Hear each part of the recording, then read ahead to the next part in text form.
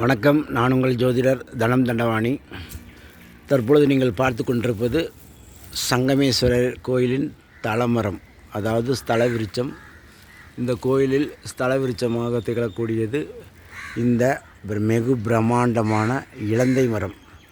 இந்த இலந்தை மரம்தான் உங்களுக்கு ஸ்தல விருட்சமாக இந்த சங்கமேஸ்வரர் கோயிலில் உள்ளது.